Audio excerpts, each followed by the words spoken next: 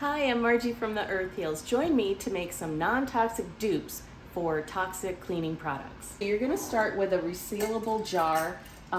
Here I'm using a mason jar with a lid.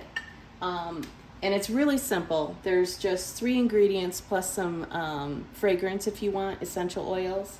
You're going to do 1 part water, 1 part distilled white vinegar, half part isopropyl alcohol. You can choose an essential oil of your choice. I'm going to use orange. I had about 10 drops.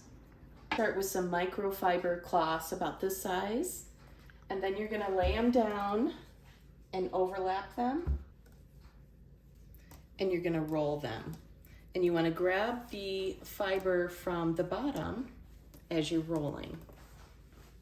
It's going to look like this.